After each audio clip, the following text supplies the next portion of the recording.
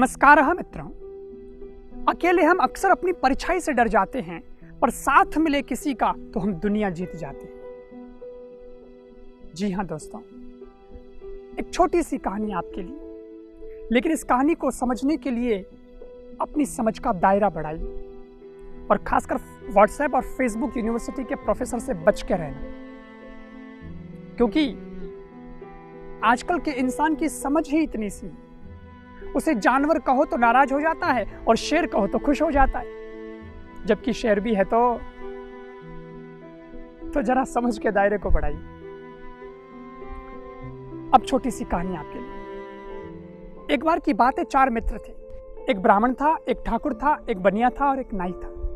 लेकिन उन चारों में इतना प्रेम था कि इनमें कभी जातिगत भेदभाव आया ही नहीं। बड़ी एकता थी, बड़ा प्रेम था। एक साथ उठते बैठते थे, हंसते बोलते थे, गांव भर में घूमते थे, किसानों के खेत में भी जाते थे, सब बड़े प्रेम से रहते थे। लेकिन उस गांव के अंदर एक बगीचा था जिसका मालिक विदेशी था।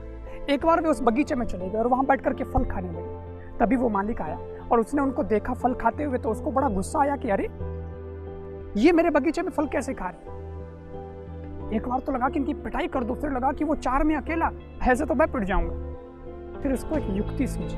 वो चारों के पास में गया, ब्राह्मण के पैर छुए, ठाकुर साहब को खम्मा गणी की, बनिए को जयराम जी की और फिर नाई से बोला, देख भाई, ब्राह्मण भू देवता है, ठाकुर साहब अन्नदाता है और महाजन साहब उधारी दिया करते हैं, अच्छे व्यापारी हैं, अच्छे संबंध हैं इनके लोगों के साथ। तू क्या करता है?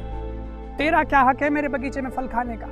और इतना कह करके 2-3 लठ रसीद कर दिए नाई को। और वो तीनों देखते रहे, उन्होंने कोई विरोध नहीं किया, क्योंकि उनकी तो प्रशंसा हो चुकी थी।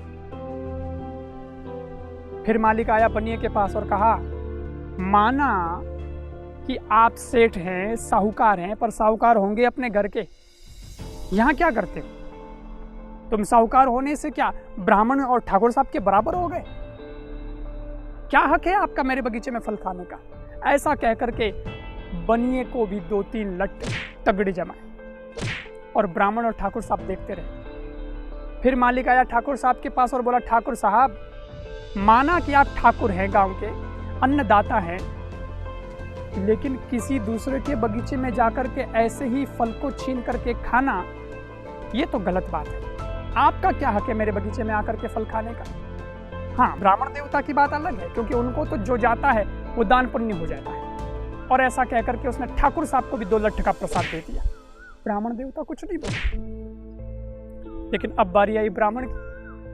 मालिक आया और ब्राह्मण देवता से बोला, माना कि आप भूदेव हैं, लेकिन इन सब के गुरु तो आप ही हैं, इसलिए आपको कैसे छोड़ दूं? आपको छोड़ दूंगा तो अन्याय हो जाएगा, इसलिए दंड तो आपको भी मिलना चाहिए। और वो तीनों भी अपनी चोट सहलाते हुए बोले, हाँ हाँ जरूर मिलना चाहिए। और उसने ब्राह्मण को भी 2 लट्ठे रसीद कर दी।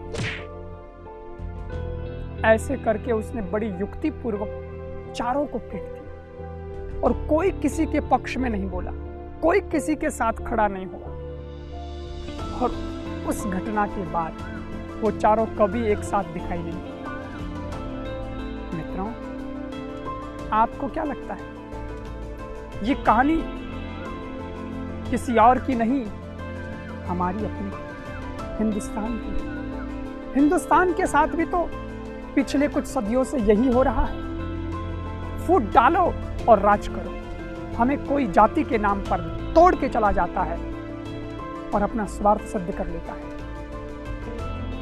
कहानी अगर समझ में आई है तो एक हो जाओ, और अगर कहानी केवल कहानी ही लगी है तो फिर डंडे खाने के लिए तैयार हो जाओ, क्योंकि समय बहुत खराब आ रहा है। अकेले हम बूंद हैं, मिल जाए तो सागर हैं। अकेले हम धागा हैं, मिल जाए तो चादर हैं। अकेले हम कागज हैं, मिल जाए तो किताब हैं। अकेले हम अल्फाज हैं, मिल जाए तो जवाब है। अकेले हम पत्थर हैं, मिल जाए तो इमारत हैं। अकेले हम दुआ हैं, मिल जाए तो इबादत है। कोई कहता है राजपूत खतरे में है, कोई कहता है ब्राह्मण खतरे में है, पर जातिवाद का चश्मा उतार कर देखोगे तो पता चलेगा कि अपना हिंदुस्तान खतरे में है। इसलिए चेत जाइए। धन्यवाद।